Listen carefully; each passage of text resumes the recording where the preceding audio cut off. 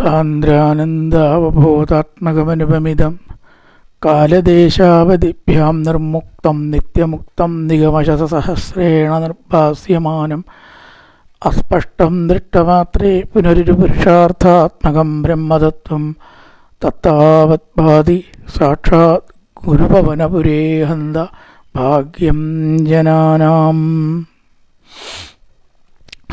നമസ്കാരം. സനാതനധർമ്മ സംഹിതകൾ പങ്കുവയ്ക്കാനായുള്ള നാദശ്രീ ചാനലിലേക്ക് എല്ലാവർക്കും സ്വാഗതം. ചാനൽ സബ്സ്ക്രൈബ് ചെയ്ത് ലൈക്ക് ചെയ്യാൻ ഓർമ്മപ്പെടുത്തിക്കൊള്ളുന്നു. 10ാമത്തെ ശ്ലോകത്തിൽ ഭഗവാൻ എന്ന പേരിന് സർവ്വതാ അർഹൻ കൃഷ്ണനോ വിഷ്ണുവോ ഗുരുവായൂരപ്പനോ ആണ് എന്ന് സമർത്ഥിച്ചിരിക്കുകയാണ് കവി. മറ്റുള്ളവരെ നിയന്ത്രിക്കാനുള്ള കഴിവ് ശിവൻ മുതലായിട്ടുള്ളവരെ പോലും നിയന്ത്രിക്കുന്നു. എല്ലാവർക്കും അവരവരുടെ കീഴിലുള്ളവരെ നിയന്ത്രിക്കാൻ പറ്റും. തന്നെ നിയന്ത്രിക്കാൻ ഒരു ദേവന് ശക്തിയില്ല അത്രേ, അത് ഭഗവാനേ ഉള്ളൂ. തേജസ് ലോകത്തിലുള്ള എല്ലാ തേജസ്സിനേക്കാൾ കൂടുതലാണ്. സൂര്യനെ പോലെ തേജസ്സുള്ളവൻ. യശസ് മൂന്നാമത്തെ കാര്യം, അത് വളരെ നിർമ്മലവും ലോകം വ്യാപിച്ചതും ആണ്. 4 സമ്പത്തിൻ്റെ ആധിപത്യം. അംഗ സദാശ്രീ, എപ്പോഴും ലക്ഷ്മി ഭഗവതി ഉണ്ട്. സമ്പത്തിന് എവിടെയെങ്കിലും വേറെ പോണോ? അറിവിൻ്റെ കാര്യത്തിൽ അഖില വിത്ത്, എല്ലാം അറിയുന്നവൻ, ഒന്നിനോടും സംഘമില്ലാത്തവൻ. ഈ ഗുണങ്ങൾക്ക് ഭഗം എന്ന പേര്. ഭഗമുള്ളവൻ ഭഗവാൻ, ശ്രീപക്ഷത്ത് ഭഗവതി. അതുകൊണ്ട് സർവേശ്വര എല്ലാ രീതിയിലും ഭഗവത് ശബ്ദ മുഖ്യ ആശ്രയോസി. ഭഗവത് എന്ന ശബ്ദം, ഭഗവാൻ എന്ന ശബ്ദമാണ് ഭഗവത് ശബ്ദം. ഭഗവാൻ എന്ന ശബ്ദത്തിന് അങ്ങ് തന്നെയാണ് അർഹിക്കുന്നത് എന്നും പറഞ്ഞ് ആദ്യത്തെ ദശകം അവസാനിപ്പിച്ചിരിക്കുകയാണ്. ഈ 2ാമത്തെ ദശകത്തിൽ ഭഗവാന്റെ സ്വരൂപത്തെ വർണ്ണിക്കുകയാണ്. പല ദിക്കിലും ഇങ്ങനെ ആവർത്തിക്കും പലതും. ഭഗവാനെ ഇപ്പോൾ എങ്ങനെയും എത്രയും വർണ്ണിച്ചാലാണ് കഴിയുക, മതിയാവുക. 2 ശ്ലോകം കൊണ്ട് ചതുർബാഹുവായിട്ടുള്ള വിഷ്ണുവിൻ്റെ സ്വരൂപത്തെ വർണ്ണിച്ചിരിക്കുന്നു. സൂര്യസ്പർദ്ധി കിരീടമൂർധ്വതിലക പ്രോത്ഭാസിബാലാന്തരം കാരുണ്യാകുല നേത്രമാർദ്രസിതോല്ലാസം സുനാസാപുടം ഗണ്ഡോത്യൻ മകരാപകുണ്ടലയുഗം കണ്ഠോജ്വലത്കൗസ്തുഭം ത്വത്രൂപം മനമാല്യഹാരപടല ശ്രീവത്സദീപ്രം ഭജേ. ഈ 2 ശ്ലോകം ശരിക്കും ഒന്നിച്ച് ചെല്ലേണ്ടതാണെന്നാണ് പറയുക. കേയൂരാംഗത കങ്കണോത്തമ മഹാരത്നാങ്കുലീയാങ്കിത ശ്രീമത് ബാഹുചതുഷ്ക സംഗത ഗദാശങ്കാരി പങ്കേരുകാം. സംഗതിയുണ്ട്, സംഗതിയുണ്ട്. 2ാമത്തെ ഗത തന്നെയാണ് ഭഗവാന്റെ കയ്യിലത്തെ ഗത. ആദ്യത്തെ സംഗത കൂടിച്ചേർന്ന. കാഞ്ചിത് കാഞ്ചന കാഞ്ചിലാഞ്ചിതിലസത് പീതാംബലാലംബിനീമാലംബേ വിമലാംബുജത്വതിപദാം മൂർത്തിം ദവാർത്തിച്ചിതം. അപ്പോൾ ഇത് 2 കൂടിയിട്ടാണ് ഭഗവാന്റെ സ്വരൂപമാവുക. ആണത് ഒന്നിച്ച് വേണമെന്ന് പറയാൻ കാരണം, വനമാല വരേക്കുള്ള മാർഭാഗമാണ് ആദ്യത്തെ ശ്ലോകത്തിൽ. അപ്പോൾ അവിടെ നിർത്തിയ പോലെ ആകുമ്പോൾ ഭഗവാനെ മുറിച്ച പോലെ ആവില്ലേ. കീഴ്പട്ട് മഞ്ഞപ്പട്ട് കയ്യേ കാലം മുതലായിട്ടതും കൂടി വർണ്ണിച്ചിട്ട് മുഴുമിപ്പിക്കുന്നത് 2ാമത്തെ ശ്ലോകത്തിലായതുകൊണ്ട് ഇത് 2ഉം കൂടി ഒരുമിച്ചാണ് മിക്കവാറും. ആദ്യം ഭഗവാന്റെ കിരീടമാണ്. 2 തരത്തിലാണ് പറഞ്ഞത്. ഒന്ന് പാദാദി കേശവും, 2ാമത് കേശാദി പാദവും. ഈ കേശാദി പാദത്തിന് തല മുതൽക്ക് കാലുവരെയാണ്. പാദാദി കേശം പാദം മുതൽക്ക് കേശം വരെ. 2 രീതിയിൽ വർണ്ണിക്കും. ഒന്ന് മറ്റൊന്നിനേക്കാൾ ഒന്നും അങ്ങനെയൊന്നും ഇല്ല. എന്നാലും കേശാദിപാദത്തിന് കുറച്ചൊരു ഗുണമുള്ളത്, തല മുതൽക്ക് വർണ്ണിക്കുമ്പോൾ അവസാനം കാലില കൊണ്ടേ നിർത്തുക. അപ്പോൾ ആ കാല് നമ്മുടെ മനസ്സിൽ നിൽക്കും. അപ്പോൾ എപ്പോഴും മനസ്സിൽ നിർത്താൻ നല്ലത് ഭഗവാന്റെ പാദമാണ്, തലയല്ല പറയാറ്. തലയ്ക്ക് കുറവുണ്ടായിട്ടൊന്നുമല്ല. ഭഗവാന്റെ പാദമാണല്ലോ എപ്പോഴും നമ്മൾ ചിന്തിക്കുക. സ്വാമി പാദം, ഭഗവത് പാദം, ഗുരുപാദം, അമ്മയുടെ അച്ഛൻ്റെയും പാദം, എല്ലാവരുടെയും പാദമാണ് വണങ്ങുക. തല തൊട്ട് വന്ദിക്കാറില്ലല്ലോ നമ്മൾ. അപ്പോൾ ഈ പാദത്തിനെ ഓർത്ത് നമുക്ക് ഒന്ന് അവസാനിപ്പിക്കുമ്പോൾ പാദം നമ്മുടെ മനസ്സിലങ്ങനെ നിൽക്കും. അതാണ് കേശാദിപാദത്തിനുള്ളൊരു ഗുണം. ഇവിടെ കേശാദിപാദമാണ്. ആദ്യം നമ്മൾ കിരീടം എങ്ങനത്തേതായിട്ടുള്ള കിരീടമാണ് എന്നാണ് പറയണത്. സൂര്യവർത്തി കിരീടം, സൂര്യൻ്റെ തേജസ്സിനെ വെല്ലുന്ന കിരീടം.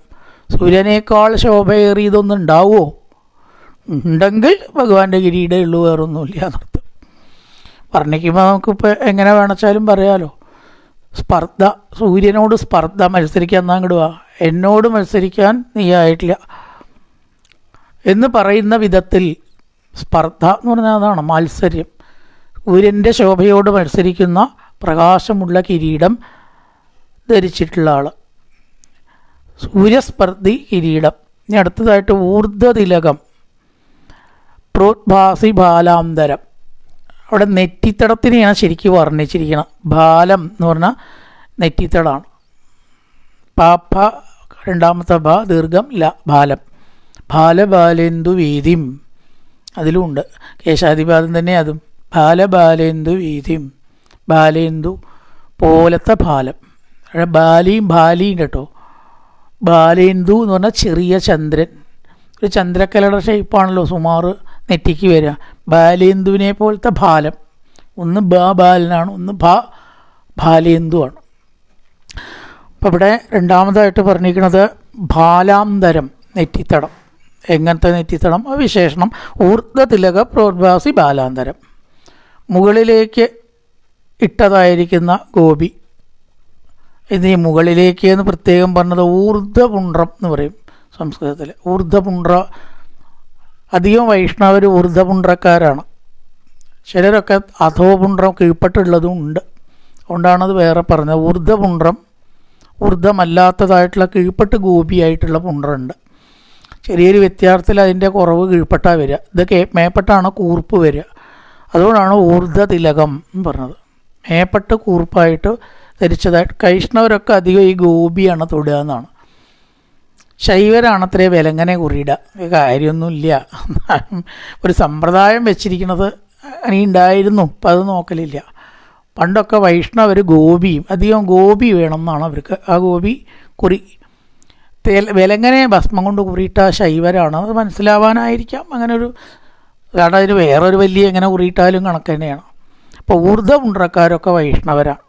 ഊർധ്വതിലകം, അതിനാൽ ശോഭിക്കുന്ന നെറ്റിത്തടാണ്. പ്രോദ്ഭാസി, ഭാസിക്കുന്ന, ശോഭിക്കുന്ന. മേൽപോട്ട് മനോഹരമായിട്ട് രക്തചന്ദനം, ഹരിചന്ദനം, ചന്ദനം, വെറും ചന്ദനം, കളഭം, രക്തചന്ദനം ഉണ്ടാവും. ഇതൊക്കെ കൂടി ചേർത്ത് കുറിക്കൂട്ട്. കുറിക്കൂട്ടൊക്കെ പണ്ട് വളരെ ആരോഗ്യകരമായിട്ടാണ് ഉണ്ടാക്കിയിരുന്നതെന്നാണ്. കംസന് കുറിക്കൂട്ടുണ്ടാക്കാൻ ഒരു സ്ത്രീ ഉണ്ടായിരുന്നു. അവിടെ രാജാക്കന്മാരൊക്കെ കുറിക്കൂട്ടിനായിട്ടൊരു പോസ്റ്റാണ്. അതിൽ ചേർത്ത് നല്ല മെഡിസിനൽ ആയിട്ടുള്ള കാര്യങ്ങൾ ചേർക്കണം. പച്ചക്കർപ്പൂരം, ഇന്ന് കിട്ടുന്ന കർപ്പൂരമല്ല കേട്ടോ, ഒന്ന് വെറും കെമിക്കലാണത്. ഒക്കെ മരുന്നിന് ഉപയോഗിക്കാൻ പറ്റുകയില്ല. പച്ചക്കർപ്പൂരം കേട്ടോ, കർപ്പൂരാദി തൈലത്തിലും ഒക്കെ ഉപയോഗിക്കുന്ന കർപ്പൂരം. അത് രക്തചന്ദനം, കളഭം, കുങ്കുമപ്പൂവ് മുതലായിട്ടതെല്ലാം ചേർത്ത് രാജകൊട്ടാരങ്ങളിൽ അതുണ്ടാക്കാനായിട്ട് ഒരാളുണ്ടാവും. കുറിക്കൂട്ട്. ആ കുറിക്കൂട്ടാണ് ഊർധ്വപുണ്ഡ്രമായിട്ട് തൊടുന്നത്. കസ്തൂരി ചന്ദനം എന്നൊക്കെ പറഞ്ഞിട്ട് വളരെ വിലപിടിച്ചതും വളരെ ഔഷധ ഗുണമുള്ളതൊക്കെ നെറ്റിയിൽ തൊട്ടാൽ തന്നെ നമുക്ക് ഒരു പോസിറ്റീവ് എനർജി ഉണ്ടാവുന്നതാണ്. തലവേദനയൊന്നും വരികയില്ല. കസ്തൂരിയൊക്കെ തലവേദനയ്ക്ക് കണ്ട ഔഷധമാണ്. അപ്പം അതെല്ലാം ചേർത്തിട്ടുള്ള കുറി രാജാക്കന്മാരും ഇടും.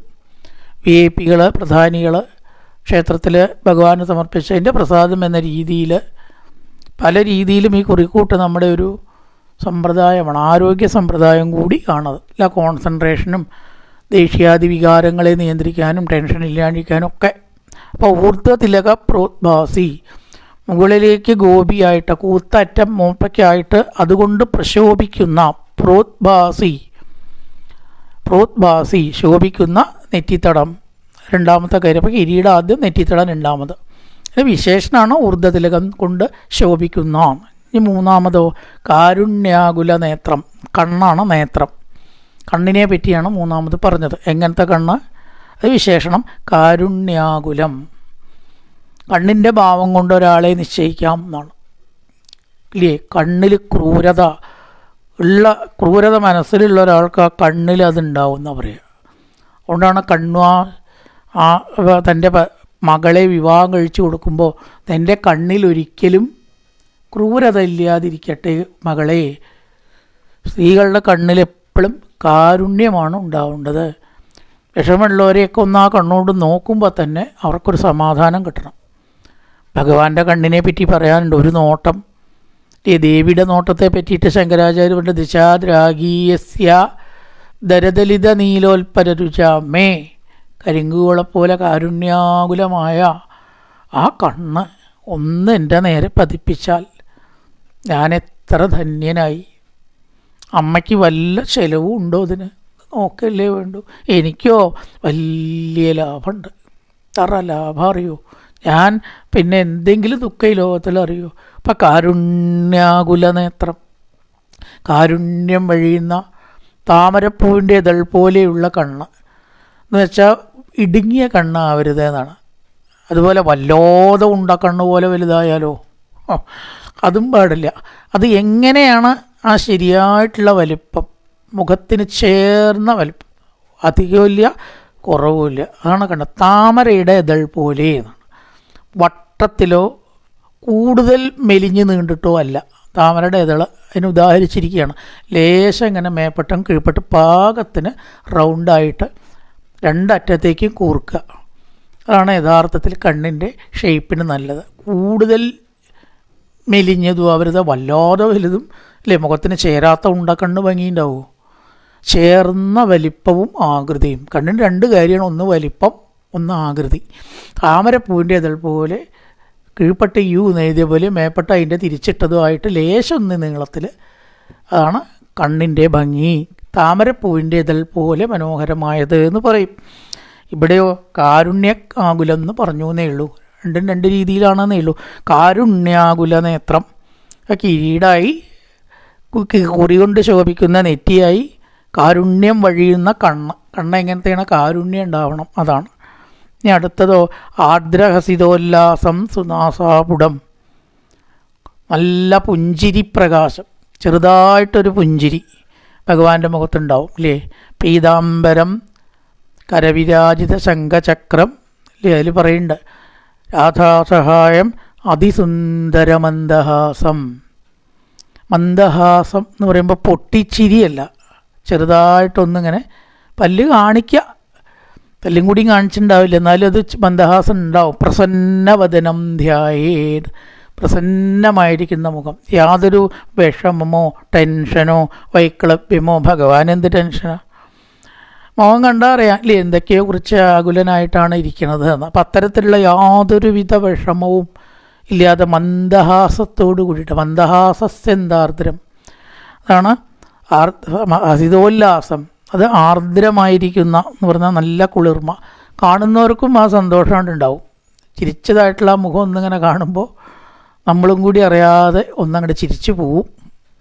അത്ര ശക്തി ഉണ്ടാകും മന്ദഹാസത്തിന്. ഭഗവാന്റെ മന്ദഹാസം മായയാണ് എന്നാണ് വിരാട് പുരുഷൻ വർണ്ണിക്കുക. ആർദ്രകസിതോല്ലാസം. പിന്നെ സുനാസാപുടം, എള്ളിൻ്റെ പൂവ് പോലെ ആണത്രേ ഏറ്റവും നല്ല മൂക്കുണ്ടാവുക. ലേശം ഒന്ന് പൊന്തണം, പതിഞ്ഞ ചൈനക്കാരുടെ മൂക്ക് പോലെയല്ല. ഉത്തുംഗോല്ലാസിനാസം, അഗ്രീവശ്യാമിയിൽ ഉത്തുംഗ ഒന്ന് ഉയർന്നത്, ഒന്നിങ്ങനെ ഉയർന്ന നാസയാണ്. എള്ളിൻ പൂവിൻ്റെ ഷേപ്പ് പോലെ രണ്ട് പുറത്തേക്കും കൃത്യമായിട്ടുള്ള വലുപ്പം. ഈ രാമൻ്റെ സൗന്ദര്യം വർണ്ണിക്കുമ്പോൾ വാൽമീകി രാമായണത്തിൽ പറയേണ്ട പല കാര്യങ്ങളും, ഒരു 23ഓളം ശ്ലോകങ്ങൾ ഭഗവാന്റെ അംഗവർണ്ണനയാണ്. നാരദനോട് ചോദിക്കേണ്ട ഏറ്റവും നല്ല പുരുഷൻ ഈ ലോകത്തിൽ ആരാണ്? അയാളെ കുറിച്ചിട്ട് കവിത എഴുതണം എന്നാണ് വിവരം കിട്ടിയത്. എന്നിട്ടാണ് വാൽമീകി ആരാന്നറിയണ്ടേ. അപ്പം നാരദൻ പറഞ്ഞു നോക്കണ്ട, അത് വേറെ ആരും ചോദിക്കാനില്ല, രാമനാണ്. എന്നിട്ടാണ്ട് വർണ്ണിക്കാൻ തുടങ്ങുകയാണ്. എങ്ങനെയാണ് നെറ്റി, എങ്ങനെയാണ് തല, എങ്ങനെയാണ് കയ്യ്, എങ്ങനെയാണ് കണ്ണ്, എങ്ങനെയാണ് കാത്, എങ്ങനെയാണ് കവിള്, എങ്ങനെ കാല്, എങ്ങനെയാണ് കാൽമുട്ട, ഓരോന്നും അംഗപ്രത്യംഗത്തിൽ അങ്ങോട്ട് വർണ്ണിക്കുകയാണ്. അപ്പോൾ ഏറ്റവും നല്ല നാസാപുടം, അതിലും നെള്ളിൻ പൂവിൻ്റെ സുമം പോലത്തെ ആകൃതിയുള്ള, എങ്ങനെയായാലാണ് നല്ല മൂക്ക്, അപ്പോൾ അതൊക്കെ ഒത്തതായ, ഒന്ന് പൊന്തിയ സുന്ദരമായിട്ടുള്ള ആ മൂക്ക്, നാസാപുടം, അങ്ങനത്തേതായിട്ടുള്ള മൂക്കും, കിരീടായി, നെറ്റിയായി, തിലകമുണ്ട്, നേത്രമുണ്ട്, അതുപോലെ തന്നെ മൂക്ക്, മന്ദഹാസം. 5 കാര്യങ്ങളായി. ഗണ്ഡോദ്യൻ മകരാഭകുണ്ടലയുഗം. അടുത്തത് മനോഹരമായിരിക്കുന്ന കവിൾത്തടത്തിൽ പ്രതിഫലിച്ച് തിളങ്ങുന്ന 2 മകരകുണ്ടലങ്ങൾ. ചെവിയിൽ കുണ്ടലങ്ങൾ അണിഞ്ഞിട്ടുണ്ട്. പണ്ട് എല്ലാവരും അങ്ങനെ അണിയും എന്നാണ്. രാമൻ്റെ രാമരാജ്യം വർണ്ണിക്കുമ്പോൾ അതിൽ പറയുന്നുണ്ട്, കുണ്ടലധാരികളല്ലാത്ത ആരും ഉണ്ടായിരുന്നില്ല. ആണുങ്ങളും ഒരു ഘട്ടത്തിൽ ആഭരണം അണിഞ്ഞിരുന്നു. പിന്നീടാണ് അത് പോയത്. സ്ത്രീകൾക്ക് മാത്രം ലാഭമായി. അത് ഞാൻ കൂടി വാങ്ങിയിടാൻ മെനക്കെട്ടാൽ അല്ലേ ഒരു പവന് 60-70 കൊടുക്കണ്ടായി. പക്ഷെ പണ്ട് അങ്ങനെ എല്ലാവരും ആഭരണം അണിഞ്ഞിരുന്നു. ആൺപെൺ വ്യത്യാസമില്ലാണ്ട് വളകളിടും, തോൾ വളകളിടും. അതാണ് ഭഗവാനും അന്നത്തെ കാലത്തേണ് ഭഗവാനും സ്വീകരിച്ചിരിക്കുന്നത്. അപ്പോൾ സർവാംഗഭൂഷിതന്മാരായിട്ടാണ് ആണുങ്ങൾ നടക്കുക. തലമുടിയും വളർത്തും. തലമുടി ഇന്നത്തെ പോലെ ക്രോപ്പ് ചെയ്യുകയോ മുട്ടയടിക്കുകയോ ചെയ്താൽ എന്താ അർത്ഥം? അപമാനിക്കുക എന്നാണ് അർത്ഥം. ശിക്ഷ അങ്ങനെയായിട്ട് കൊടുക്കത്രേ. അപ്പം അയാളെ കണ്ടാൽ തീരുമാനിക്കാം രാജാവിൽ നിന്ന് എന്തോ ശിക്ഷ കിട്ടിയവനാണ്. അപ്പം നല്ലപോലെ മുടി ഉണ്ടാവണം. ഇതൊക്കെ പണ്ടത്തെ ഒരു പ്രത്യേകത. ഇവിടെ കണ്ടോജ്വല കൗസ്തുഭം, ഗണ്ഡോദ്യൻ മകരാഭ കുണ്ടല യുഗം. യുഗം എന്ന് പറഞ്ഞാൽ 2 ചെവിയിലും മനോഹരമായിട്ടുള്ള മകരകുണ്ടലങ്ങൾ അണിഞ്ഞിട്ടുള്ള ആൾ. ആദിശേഷന് ഒരു കുണ്ടലേ എത്രയേ ഉള്ളൂ. എന്താണെന്ന് മനസ്സിലായില്ല. ഏക കുണ്ടലധാരി ഇതിലൊക്കെ വർണ്ണിച്ച് കാണുന്നത്. ഏക കുണ്ടലത്തിൽ ധരിച്ചിരിക്കുന്നു. ഇവിടെ യുഗം എന്ന് പറഞ്ഞാൽ 2. പാദയുഗളം 2 കാല്, നയനയുഗം 2 കണ്ണുകൾ, കുണ്ടലയുഗം 2 കുണ്ടലങ്ങൾ. അപ്പോൾ മനോഹരമായിട്ടുള്ള കുണ്ടലങ്ങൾ അണിഞ്ഞ് ആ കുണ്ടലങ്ങൾ എവിടെ തട്ടിയിട്ട് ഇങ്ങനെ നിഴലിക്കുന്നുണ്ട്? കവിൾത്തടത്തിൽ. അതാണ് ഗണ്ഡോദ്യൻ. കവിളുകളിൽ തട്ടിയിട്ട് മിനുസമായിട്ടുള്ള കവിൾത്തടമാണ്. അപ്പോൾ അങ്ങനെ ചെയ്യുമ്പോൾ വേറൊന്ന് തട്ടിയാൽ പ്രതിഫലിക്കുമല്ലോ ഇല്ലേ? അപ്പോൾ ആ കുണ്ടല അതിൽ തട്ടിയിട്ട് കുറേശ്ശെ നിഴലായിട്ട് ഇങ്ങനെ തോന്നും കാണുന്നവർക്ക്. അപ്പോൾ കുണ്ടലങ്ങളോട് കൂടിയതായിരിക്കുന്ന ഗണ്ഡസ്ഥലം കവിൾത്തടം. പിന്നെയോ കണ്ഠോജ്വല കൗസ്തുഭം, കഴുത്തിൽ തിളങ്ങുന്നതായ കൗസ്തുഭത്തോടു കൂടി അമൂല്യമായ, വളരെ വിലപിടിച്ചതായ, അപൂർവമായ രത്നവിശേഷമാണ് കൗസ്തുഭം. ഈ കൗസ്തുഭമാണ് ഭഗവാന്റെ കഴുത്തിൽ സ്ഥിരം. ദുർവാസാവിൻ്റെ ശാപം കൊണ്ട് ഇത് പാലാഴിയിലേക്ക് പോയി. എന്നിട്ടാണ് പാലാഴി കടുമ്പോൾ കൗസ്തുഭം വന്നു എന്ന് പറഞ്ഞത്. ആദ്യമായിട്ട് പാലാഴിയിൽ നിന്ന് ഉണ്ടാവുകയല്ല. എങ്ങനെയാണ് പാലാഴിയിൽ എത്തിയ? തൻ്റെ കഴുത്തിൽ നിന്ന് മൊത്തത്തിൽ ദേവന്മാരെ ശപിച്ചു ദുർവാസ. വിഷ്ണുവും പെട്ടു, വിഷ്ണുദേവനാണല്ലോ. അപ്പോൾ പുതിയത് കൗസ്തുഭം വന്നു എന്നല്ല അതിൽ പറയണത്. കഴുത്തിൽ നിന്ന് പോയ നഷ്ടപ്പെട്ട കൗസ്തുഭം 2ാമത് വന്നിരുന്നതാണ്. ഐരാവതോ അതൊക്കെ അങ്ങനെ. ഏതായാലും ആ കൗസ്തുഭം അമൂല്യമാണ്. വേറൊരാളുടെ കഴുത്തിൽ കൗസ്തുഭം ഉണ്ടെന്ന് നമ്മൾ കേട്ടിട്ടില്ല.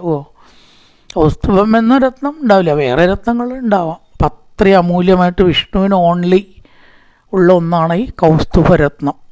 വിലമതിക്കാത്തതായ, പറയാൻ പറ്റാത്തതായ. ഇനിയോ വനമാല്യകാര പടല, നല്ല വനമാല. പണ്ടൊക്കെ പറയുക എന്താ വെച്ചാൽ ഈ കഴുത്തിൽ നിന്ന് പാദം വരെ മുട്ടുന്ന മാലയ്ക്ക് വനമാല എന്ന് പേർന്നാണ്. തറ നീളം വേണത്രയോ ആ മാലയൊക്കെ വെച്ചിട്ട് എങ്ങനെയാണ് നടക്കുക? ശരിയ. എന്തായാലും നന്ന ചെറിയതും കുറിയതും അല്ല, അതുറപ്പാണ്. പൊക്കിളിന് താഴെയെങ്കിലും ഒരു മാല എത്തണം. നമ്മൾ ഈ രുദ്രാക്ഷമാല ധരിക്കുമ്പോൾ പൊക്കിളിന് മീതെ ധരിക്കരുത് എന്നാണ്. പൊക്കിളിന് മീതെ ധരിച്ചാൽ ആ മാലയെ അപമാനിക്കണ പോലെ എത്ര. പൊക്കിളിന് താഴെ മീതെ വരണം എന്ന് ചിലർ പറയുന്നുണ്ട്. അങ്ങനെയാവാം. കറക്റ്റായിട്ട് പൊക്കിളിൽ വരരുത് എന്നുള്ളൂ. മീതെ എന്നൊരു കൂട്ടർ പറയണു, താഴെ പോയാൽ പ്രശ്നമില്ല എന്ന് പറയുന്നു. എന്തായാലും പൊക്കിളിന് സമമാവരുത് എന്നൊരു പറച്ചിലുണ്ട്. ഇവിടെ നമുക്ക് പൊക്കിളിന് താഴെയാണ് വനമാല ചേരുക. കാരണം ഒരു രീതിയിലും അത് കുറച്ചായിട്ട് വരച്ച് നമ്മൾ കണ്ടില്ല ഫോട്ടോയിലൊന്നും അല്ലേ. പക്ഷേ ലെങ്തി ആയിട്ടാണ് വനമാല കണ്ടിരിക്കുന്നത്. അനവധി കാട്ടിലത്തെ തുളസി, പ്രത്യേകിച്ചും തുളസി, മറ്റു സുഗന്ധമുള്ള നല്ല ഉത്തമ പുഷ്പങ്ങൾ, അളറി മുതലായിട്ടതോ പാലുള്ളതോ അധമ പുഷ്പങ്ങളൊന്നും ഭഗവാന് ഇല്ല, പൂജയ്ക്ക് എടുക്കില്ല. വിഷ്ണു പൂജയ്ക്ക് സാത്വികേ എടുക്കുള്ളൂ. വിഷ്ണു, തുളസി, നന്ദ്യാരോട്ടം അല്ലേ. അപ്പോൾ അത്തരത്തിലുള്ള തെച്ചി, തുളസി, താമര ഇതുകൊണ്ടൊക്കെ കെട്ടിയ മനോഹരവും വിശിഷ്ടവുമായ മാല, വനമാല, സുഗന്ധവും ഉണ്ടാവും. അങ്ങനെയുള്ള വനമാല, ഹാര, പടല, മറ്റ് ഹാരങ്ങളും ഉണ്ട്. മുത്തുമാലകൾ. വിലപ്പിടിച്ച മുത്താണ്. നമ്മൾ ഈ കാണുന്ന പോലത്തെ മുത്തല്ല കേട്ടോ, ഇത് മുത്തൊന്നുമല്ല. നമ്മൾ മുത്തുമാല എന്ന് പറയും. വല്ല കാക്കപ്പെണ്ണോ റോൾഡ് ഗോൾഡോ ഒക്കെ കൊണ്ടുപോയിട്ട് അതിനെ നമ്മളിപ്പോൾ മുത്ത് എന്ന് മനസ്സിലാക്കിയിരിക്കണം. അതല്ല, മുത്ത് എന്ന് പറഞ്ഞാൽ വളരെ വിലപ്പിടിച്ച സാധനമാണ്. മുത്ത്, പവിഴം ഒക്കെ നവരത്നങ്ങളിൽ പെട്ടതാണ്. അതിശോഭയുള്ളതാണ്. കളറ് പോയതോ മങ്ങിയതോ അല്ല.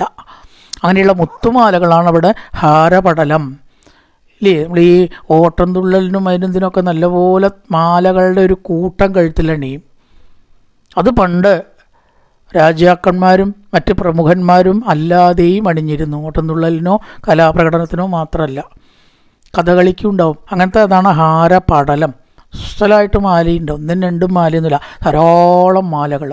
സ്വർണം, രത്നം, വിലപിടിച്ച മുത്ത്, പവിഴം ഇവ കൊണ്ടുണ്ടാക്കിയിട്ടുള്ള മാലകളുടെ ഒരു സമൂഹം തന്നെ ഉണ്ട്. ഒരു മാലയൊന്നും അല്ല. അതാണ് ഹാരം, മാല, പടലം, കൂട്ടം, മാലകളുടെ കൂട്ടം. വനമാല, മുത്തുമാല, മറ്റുമാല എന്നിവയുടെ കൂട്ടങ്ങൾ. ശ്രീവത്സദീപ്രം ഭജേ. മാറിനെയാണ് ഇവിടെ വർണ്ണിക്കുന്നത്. വനമാലിയുണ്ട്, മറ്റുമാലിയുണ്ട്. ശ്രീവത്സം എന്ന് പറഞ്ഞിട്ടൊരു രോമത്തിൻ്റെ മറുകും ഉണ്ട്. രോമത്തിൻ്റെ ചെറുതായിട്ടുള്ളൊരു കൂട്ടത്തിനാണ് നമ്മൾ മറുക് എന്ന് പറയും സാധാരണ മലയാളത്തിൽ, അല്ലേ? മറുക്. അത് ഭഗവാന് വളരെ വിശിഷ്ടമാണ്, ലക്ഷണമാണ് ഈ മാറത്ത് അങ്ങനത്തെ ഒരു മറുകുണ്ടായെന്നാണ്. മാറത്തെ മറുക് അതിവിശേഷമാണെന്ന് പറയും. മുമ്പിലും അതെ പിന്നിലും അതെ മറുക്. അതാണ് ഇവിടെ ശ്രീവത്സം എന്ന രോമവിശേഷം ആണ്. വിശേഷപ്പെട്ട രോമാവലി. ലേശമായിട്ടല്ല, ഒരുപാടൊന്നുമില്ല. അപ്പം അത് രോമത്തിൻ്റേതായിട്ടുള്ള മറുകിനെയാണ് ശ്രീവത്സം എന്ന് പറയുന്നത്. അതുണ്ട്. ശ്രീവത്സദീപ്രം, ശ്രീവത്സം കൊണ്ട് ശോഭിക്കുന്നതുമായ ത്വത് രൂപം, അങ്ങയുടെ രൂപം ഞാൻ ഭജിക്കുന്നു. ഭജേ ഇവിടെ അഹം എന്ന് അണ്ടർസ്റ്റുഡാണ്. ഞാൻ ഭജിക്കുന്നു. ഭജേ എന്ന് പറഞ്ഞാൽ ആര് ഭജിക്കുന്നു? ഞാൻ ഭജിക്കുന്നു. പറയണ ആൾ ഭജിക്കുന്നു എന്നാണ്. അഹം എന്നവിടെ എഴുതിയിട്ടില്ല. ത്വത് രൂപം ഭജേ. ഇങ്ങനെയുള്ളതായിരിക്കുന്ന ത്വത് രൂപം, ത്വത് പ്ലസ് രൂപം, അങ്ങയുടെ രൂപം. തത് രൂപം, അവിടുത്തെ രൂപം. തേർഡ് പേഴ്സണാണ്, അയാളുടെ എന്നുള്ളതിനാണ് തത് പേഴ്സൺ. തത് രൂപം, ത്വത് രൂപം എന്ന് പറയുന്നു. മത് രൂപം എന്ന് പറഞ്ഞാൽ എൻ്റെ രൂപം. മത് രൂപം എൻ്റെ രൂപം, ത്വത് രൂപം നിൻ്റെ രൂപം അല്ലെങ്കിൽ അങ്ങയുടെ രൂപം. തത് രൂപം എന്ന് പറഞ്ഞാൽ മൂന്നാമതൊരാളുടെ, അവൻ്റെ അല്ലെങ്കിൽ അദ്ദേഹത്തിൻ്റെ രൂപം. ത്വത്, തത്, മൈ എന്നുള്ളതിനുള്ള പറയുന്നത് മത് രൂപം. ഇംഗ്ലീഷായിട്ട് സാമ്യമുണ്ട്. മൈ എന്ന് പറയുന്നതിന് മത്ത് നാക്കി എന്ന് മാത്രമേ ഉള്ളൂ. മത് രൂപം എൻ്റെ രൂപം, ത്വത് രൂപം അങ്ങയുടെ രൂപം, തത് രൂപം മൂന്നാമതൊരാളുടെ രൂപം. അങ്ങനെയുള്ള ത്വത് രൂപമാണ് ഇവിടെ, അങ്ങയുടെ രൂപം. ത്വത് പ്ലസ് രൂപം ആണത്. അത് പറഞ്ഞാൽ ത്വദ്രൂ എന്ന് വായിക്കാൻ ബുദ്ധിമുട്ടുണ്ട്, ത്വത് രൂപം എന്ന് വായിക്കാം. ത്വത് രൂപം, ത്വദ്രൂപം. അങ്ങനെ ശരി, ത്വദ്രൂപം വായിക്കാൻ ഒരു ബുദ്ധിമുട്ടുണ്ടാവും. അതുകൊണ്ട് ത്വത് രൂപം എന്നും വായിക്കാം, കൂട്ടക്ഷരം. ത്വത് രൂപം ഭജേ എന്ന് പറഞ്ഞിരിക്കുകയാണ്. ഇപ്പം സൂര്യൻ്റെ ശോഭയുള്ള കിരീടം, മേപ്പട്ട് തൊട്ടതായിട്ടുള്ള ഗോപിയോട് കൂടിയ നെറ്റി, കാരുണ്യം തുളുമ്പുന്നതായ കണ്ണ്, നല്ല പോലത്തെ മന്ദഹാസം, സുന്ദരമായിട്ടുള്ള മൂക്ക്, കുണ്ടലങ്ങൾ ധരിക്കുന്ന വെട്ടിത്തിളങ്ങുന്നതായ കവിൾത്തടം, കഴുത്തിൽ ശോഭിക്കുന്ന കൗസ്തുഭം ഒക്കെ അർത്ഥം വളരെ വ്യക്തമാണ്. വളച്ചുകെട്ടൊന്നുമില്ല. വനമാല്യ, മറ്റ് മാലക്കൂട്ടം ഇവ ശോഭിക്കുന്ന മാറ് ഉള്ള തത് രൂപം, അങ്ങയുടെ രൂപത്തെ ഭജിക്കുന്നു. ഇനി അടുത്തതും കൂടി ആയാലാണ് സ്വരൂപം മുഴുവനാവുള്ളൂ. കേയൂരാംഗത കങ്കണോത്തമ മഹാരത്നാങ്കുലീയങ്കിത ശ്രീമത് ബാഹു ചതുഷ്ക സംഗത ഗദാശങ്കാരി പങ്കേരുകാം കാഞ്ചിത് കാഞ്ചന കാഞ്ചിലഞ്ചിതലസൻ പീതാംബലാലംബിനീമാലംബേ വിമലാം ഭുജദ്യുതിപദാം മൂർത്തിം ദവാർത്തിച്ചിതം. ഏതുവരെ വർണ്ണിച്ചു? ദ്യുതിപദാം, പാദം വരെ വർണ്ണിച്ചു. വിമലമായിരിക്കുന്ന താമരപ്പൂ പോലെയുള്ള പാദം വരെ ധ്യാനിച്ചു. അപ്പം നേരത്തെ വനമാല വരെയാണല്ലോ വർണ്ണിച്ചത്. അതിൻ്റെ അപ്പുറം പഠിക്കണം. കേയൂരാംഗത കങ്കണോത്തമ മഹാരത്നാങ്കുലീയ അങ്കിത ശ്രീമത് ബാഹു ചതുഷ്ക സംഗത ഗദാശങ്കാരി പങ്കേരുകാം. അതൊരൊറ്റ ബ്ലോക്കാണ്, ഇടയിൽ മുറിക്കലില്ല. എന്തിനെയാണ് വർണ്ണിച്ചത്?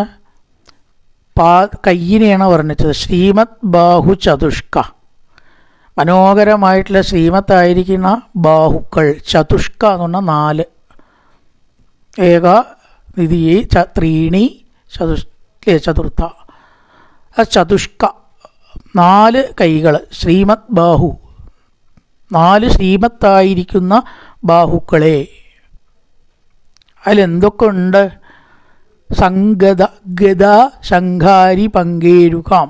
ഗത നമുക്കറിയാം, ഭഗവാന്റെ കൈകൾ ഇങ്ങോട്ട് തിരിഞ്ഞ് നിൽക്കുമ്പോൾ നമ്മൾ അങ്ങോട്ട് തിരിഞ്ഞ് നിൽക്കുകയാണെങ്കിൽ ഇടത്തെ കയ്യിലാണ് ഗത, നമ്മുടെ വലതു ഭാഗത്തും ഭഗവാന്റെ ഇടത്തെ കയ്യിലുമാണ് ഗത. സാധാരണ അങ്ങനെയാണ് പറഞ്ഞു വരുന്നത്.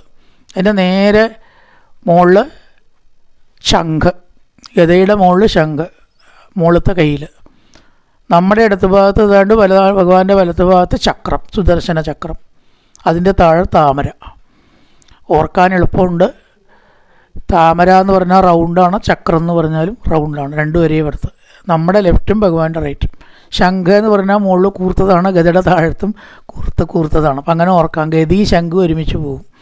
രണ്ടും നമ്മുടെ റൈറ്റ് സൈഡ്, ഭഗവാന്റെ ലെഫ്റ്റ് സൈഡ്. സാധാരണ അങ്ങനെയാണ്. പിന്നെ ഭഗവാന്റെ വലത്ത് ഭാഗം നമ്മുടെ അടുത്ത ഭാഗം ആകുമ്പോൾ ചക്രവും താമരയും രണ്ടും റൗണ്ടാണ്. അങ്ങനെ കൂടിയതായ, പിന്നെ കയ്യിലെന്താ ഉള്ളത്? കേയൂരാംഗത കങ്കണോത്തമ മഹാരത്നാങ്കുലി അങ്കിതം. കേയൂരങ്ങൾ, അങ്കദങ്ങൾ, ശ്രേഷ്ഠങ്ങൾ മുതലായിട്ടൊക്കെ ഓരോ വളകൾ. അതെ, 2 കൈകളിൽ മണിക്കണ്ട ഭാഗത്തിൽ വാച്ച് കെട്ടണ സ്ഥാനത്തുള്ളതാണ് ഇത്രയും കേയൂരം. അങ്കദങ്ങൾ വളയാണ്. വളയല്ലാത്തതിനെയാണ് കേയൂരം എന്ന് പറയുക. വളയല്ലാത്തതുണ്ട്, വളയായതുമുണ്ട് അല്ലേ. കേയൂരം എന്ന് പറഞ്ഞാൽ ഒരു വാച്ചിനെ പോലെ ആകൃതിയിൽ കുറച്ച് റൗണ്ടൊക്കെ ആയിട്ട് അലങ്കരിക്കപ്പെട്ട ഒരു സംഗതിക്കാണ് കേയൂരം എന്ന് പറയുക. ഒരു റൗണ്ട് ഉണ്ടാവും മുകളിൽ.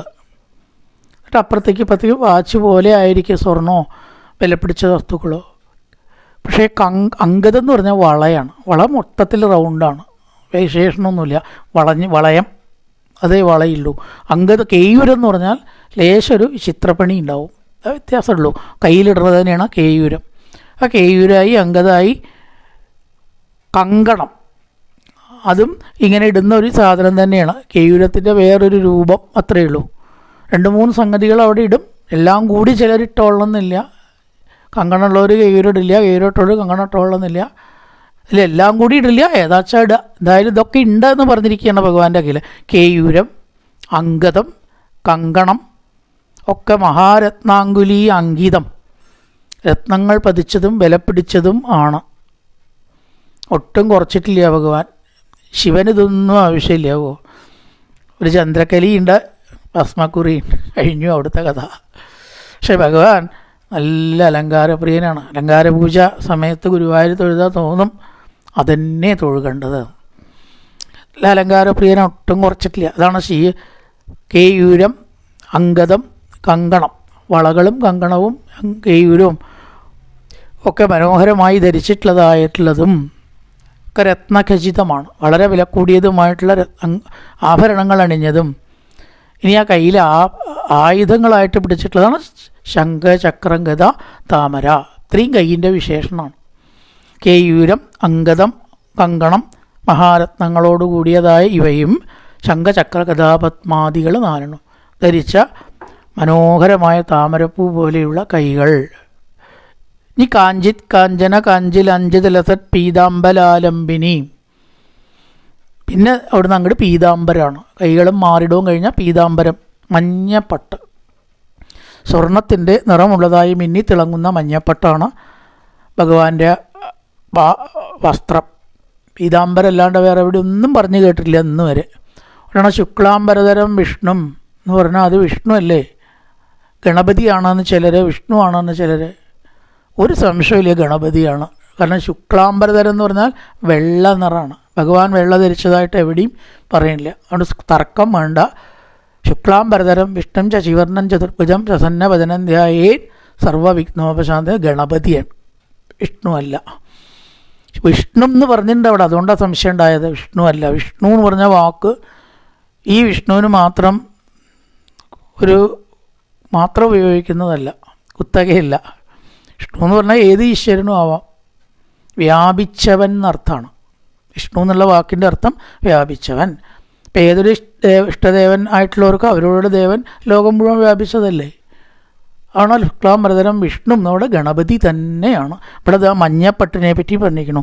കാഞ്ചിത് കാഞ്ചന കാഞ്ചിൽ അഞ്ചിത ലസൽ, പൊന്നരഞ്ഞാണം കൊണ്ട് അലങ്കൃതമായിരിക്കുന്ന മഞ്ഞപ്പട്ട് ചാർത്തിയതും. കാഞ്ചനം സ്വർണം, കാഞ്ചി അരപ്പട്ട, അരഞ്ഞാണ് അരപ്പട്ട മുതലായിട്ടുള്ളത്, അതിനൊക്കെയാണ് കാഞ്ചി എന്ന് പറയുക.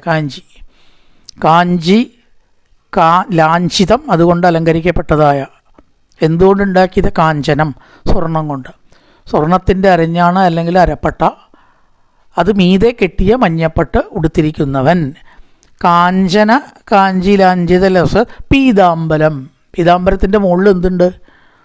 സ്വർണത്തിൻ്റെ അരപ്പട്ടയും കിങ്ങിണിയും മനോഹരമായിട്ട് ചാർത്തിയിട്ടുണ്ട്. ഇതിനാണ് മനോഹരമായിട്ട് എന്ന് പറഞ്ഞത്. ചില ആൾക്കാർ വലിയ ഗംഭീര ബെൽറ്റൊക്കെ കെട്ടി വരുന്നുണ്ടാവില്ല, ആനക്കാരൻ വരിക തോന്നും അല്ലേ. ആനക്കാരൻ മോശമായിട്ടല്ല, അയാൾക്കത് യോജിപ്പുണ്ട്. പക്ഷേ ഈ ഒരു ബെൽറ്റൊക്കെ കെട്ടിയിട്ട് അമ്പലത്തിലേക്ക് ഇങ്ങനെ വരിക പറഞ്ഞാൽ വീതിയുള്ള ബെൽറ്റ് അത്രയും കൂടെ ഭംഗിയാവില്ല. അപ്പം അങ്ങനെയൊന്നും അല്ല, കാണുമ്പോൾ കൗതുകം ഉളവാക്കുന്ന രീതിയിലാണ് ഈ അരപ്പട്ട സ്വർണത്തിൻ്റെ ചാർത്തിയിരിക്കുന്നത്. ഒട്ടും അത് അവിടെ ചേർച്ചയില്ല എന്ന് കാണുന്നവർക്ക് തോന്നുകയില്ല. കാരണം കാഞ്ചനം കൊണ്ടുണ്ടാക്കിയ കാഞ്ചന കാഞ്ചിലാഞ്ചിത ലസ പീതാംബരാരംഭിണി, സ്വർണത്തിൻ്റെ അരപ്പട്ട കിങ്കിണി അരഞ്ഞാണ് മുതലായവയാൽ അലങ്കൃതമായ മഞ്ഞപ്പട്ട് ചാർത്തിയിട്ടുള്ളത്. ഈ വിമലാംബുജ ദ്യുതിപദാം, നിർമ്മലമായിരിക്കുന്ന പാദാംബുജം, ദ്യുതിപദാം അതിൻ്റെ തേജസ്, ദ്യുതി എന്ന് പറഞ്ഞാൽ തേജസ്. ഭഗവാന്റെ പാദത്തിൻ്റെ ആ ഒരു വൈശിഷ്ട്യം ആഗ്രഹിക്കുന്ന എല്ലാ വസ്തുക്കളും ഭക്താനാം കാമവർഷത്തിതൊരു കിസലേ, എല്ലാവരും പറഞ്ഞു ഭഗവാന്റെ പാദം മാധുര്യമുണ്ട്, ഒഗീന്ദ്രാണാം തദംഗേഷ് അധികസു മധുരം എന്നൊക്കെ. അപ്പം അതൊന്ന് പരിശോധിക്കാൻ അത്രേ ഭഗവാൻ ഭാഗവതത്തിൻ്റെ അവസാനത്തിൽ ഇത്രയൊക്കെ മധുരം ഉണ്ടോ ഒന്ന് നോക്കിക്കളാം എന്ന് വിചാരിച്ചിട്ട് കരാരവിന്ദേന പദാരവിന്ദം ഒന്ന് സ്വയം കടിച്ച് നോക്കി എന്നാണ്. തമാശയായിട്ട് പറയണതാണ്, ഭഗവാൻ അറിയാൻ അങ്ങനെ വേണോ പറയാൻ? അങ്ങനെ പറയും, എല്ലാവരും പറയുമ്പോൾ അതൊന്ന് നോക്കിക്കളാം എന്ന് വിചാരിച്ചിട്ടാവാൻ ചെറിയൊരു കുട്ടി കൗതുകത്തോട് കൂടിയിട്ട് പെരുവിരൽ കടിച്ച് കിടക്കുമ്പോൾ ഏതൊരാളുടെ മനസ്സാണ് ആകർഷിക്കപ്പെടാതിരിക്കുക? വിമലാംബുജദ്യുതിപദം, ചുവന്ന കളറുള്ള പാദം, ഒരു അഴുക്കൊരു സ്പോട്ടോ ദ്യുതിപദം, യാതൊരു സ്ഥിര പൊടിയോ മാലിന്യങ്ങളോ ഇല്ലാത്ത ധ്യാനിക്കാൻ യോഗ്യമായ, അത് ധ്യാനിച്ചാൽ സർവസിദ്ധികളും ഭക്തനുണ്ടാവുന്നു. അതാണ് വിമലാംബുജദ്യുതിപദാം മൂർത്തിം ആലംബേ, അങ്ങനെയുള്ള മൂർത്തിയെ ഞാൻ അവലംബിക്കുന്നു. ഇനി ഒരു കാര്യം കൂടെ, ആർത്തിച്ഛിതം, പാദത്തിൻ്റെയും രൂപത്തിൻ്റെയും പ്രത്യേകത എന്താ? ആർത്തി ദുഃഖം, ഛിതം ഛേദിക്കുന്നത്, ഭക്തൻ്റെ എല്ലാവിധ ദുഃഖങ്ങളും ഇല്ലാതാക്കുന്ന ആർത്തിച്ഛിതം ആയിരിക്കുന്ന മൂർത്തിയും ആലംബേ ആണ് ക്രിയ. ആലംബേ വിമലാംബുജദ്യുതിപദാം, വിമലാംബുജദ്യുതിപദാം ആർത്തിച്ഛിതം മൂർത്തിയും ആലംബേ.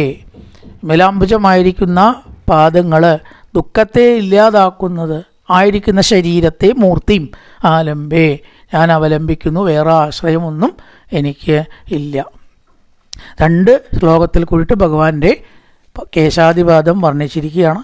സൂര്യപർത്തി കിരീടം ഊർധ്വതിലക പ്രോദ്ഭാസിബാലാന്തരം കാരുണ്യാകുല നേത്രം, ആർദ്രകസിതയുടെ മാർദ്ര അവിടെ ഇല്ല കേട്ടോ, നേത്രം പ്ലസ് ആർദ്രയാണ് മാർദ്രയാവുന്നത്. അലിവുള്ള എന്നർത്ഥം ആർദ്രം, നേരത്തെയൊക്കെ പറഞ്ഞിട്ട് ആർദ്രം അലിവുള്ളതാണ്. കാരുണ്യാകുല നേത്രം അവിടെ പിരിക്കണം. ആർദ്രഹസിതോല്ലാസം സുനാസാപുടം, അവക പിരിവ് നോക്കിയിട്ട് വേണം എപ്പോഴും മാർദ്ര, നേത്ര മാർദ്ര എന്ന് വായിക്കരുത്. നേത്രം ആർദ്ര ഹസിതോല്ലാസം സുനാസാപുടം ഗണ്ഡോത്യന്മകരാഭകുണ്ടലയുഗം കണ്ഠോജ്വലത് കൗസ്തുഭം ത്വദ്രൂപം വനമാല്യകാരപടല ശ്രീവത്സദീപ്രം ഭജേ കേയൂരാംഗത കങ്കണോത്തമമഘാരത്നാങ്കുലീയങ്കിത ശ്രീമത് ബാഹുചതുഷ്കസംഗതഗത ശംഖാരി പങ്കേരുഹാം. ഒരൊറ്റ ബ്ലോക്കാണ് അതുവരെ, വേറെ എവിടെയും ശംഖ ചക്രം ഗത താമര മുതലായിട്ടുള്ളതോട് കൂടിയതും കേയൂരം മംഗതം കങ്കണം മുതലായിട്ടുള്ള രത്നഖചിതമായിട്ടുള്ള ആഭരണങ്ങൾ അണിഞ്ഞതും ആയ കൈകളോട് കൂടിയവൻ. പിന്നെയോ കാഞ്ചിത് കാഞ്ചന കാഞ്ചിലാഞ്ചിതലസത് പീതാംബലാലംബിനി, സ്വർണം കൊണ്ടുണ്ടാക്കിയതായിട്ടുള്ള അരപ്പട്ട, അരഞ്ഞാണ മുതലായവ മുകളിൽ ശോഭിക്കുന്ന മഞ്ഞപ്പട്ട്. പീതാംബരാലംബിനിയും അങ്ങനെയുള്ളതോ മനോഹരമായിട്ടുള്ള പാദങ്ങൾ. വിമലാംബുജത് വിധിപതാം ആർത്തിച്ചിത മൂർത്തിമാലംബേ, വിമലാംബുജമായിരിക്കുന്ന ദുഃഖത്തെ ഇല്ലാതാക്കുന്ന പാദത്തെ ഞാൻ ആശ്രയിക്കുന്നു. ആലംബേ വിമലാംബുജത് വിധിപതാം മൂർത്തിം തവ ആർത്തിച്ചിതം പദാം ആലംബേ, അവസാനത്തെ വിശേഷണമാണ്. നല്ലൊരു പ്രഭാതം എല്ലാവർക്കും ആശംസിച്ചുകൊണ്ട് നിർത്തുന്നു. നമസ്കാരം.